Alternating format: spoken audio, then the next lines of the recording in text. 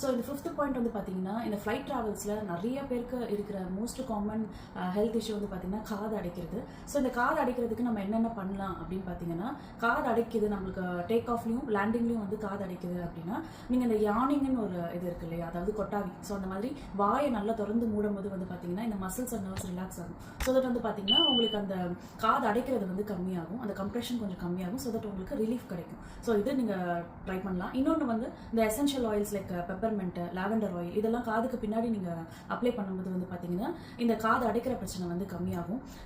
Sixth point வந்து பார்த்தீங்கன்னா, adults, அதாவது ரொம்ப ஏஜ்டு பர்சன்ஸ், இல்லை நார்மலாகவே ஒரு 30+, இப்போ 25+ எடுத்துக்கிட்டிங்க அப்படின்னா நிறைய பேருக்கு ஒரு 2 hours மேலே 3 hours மேலே நீங்கள் ஃப்ளைட் ட்ராவல் பண்ணுறீங்க, இல்லை 4-5 hours இல்லைன்னா 1 day ஃபுல்லாக இந்த மாதிரிலாம் ட்ராவல் பண்ணும்போது கால் தொங்க போட்டுகிட்டே உட்காரும்போது என்ன ஆகும் அப்படின்னா, காஃப் மசில்ஸில் வந்து வெரிகோஸ் இருக்கிறது, இல்லை வந்து வீக்கம் இருக்கிறது, எடிமா, இந்த மாதிரிலாம் கண்டிஷன்ஸ் இல்லாமல் இருக்கணும் அப்படின்னு பார்த்தீங்கன்னா என்ன பண்ணலாம் அப்படின்னா, கம்ப்ரெஷன் சாக்ஸ்ன்னு இருக்குது. ஸோ இந்த கம்ப்ரெஷன் சாக்ஸ் வந்து நீங்கள் வியர் பண்ணும்போது கீழேருந்து ரத்தம் திரும்பியும் மேலே ஏறுறதுக்கு வந்து இது வலி கொடுக்கும். ஸோ அதுக்கு வந்து உங்களுக்கு இந்த வெரிகோஸ் வெயின்லேருந்து நீங்கள் ஃப்ளைட் ட்ராவல்ஸில் முக்கியமாக நம்ம வந்து எடுத்துகிட்டு போகக்கூடிய 7th பாயிண்ட், இது ரொம்ப ரொம்ப இம்பார்ட்டன்ட்.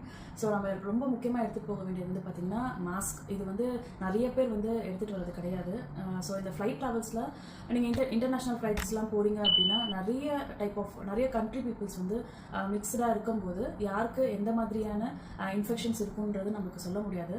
ஆல்ரெடி ஃப்ளைட்டே வந்து பார்த்திங்கன்னா பாக்டீரியா வைரஸ்க்கான ஒரு ஜூனே சொல்லலாம். ஸோ வந்து சின்ன குழந்தைங்களா இருக்கட்டும், வயசானவங்களா இருக்கட்டும், இல்லை மிட் ஏஜ் பீப்புளாகவும் இருக்கட்டும், மாஸ்க் எப்பயுமே வந்து ஒரு சேஃப்டிக்கு வச்சுக்கிறது ரொம்ப நல்லது.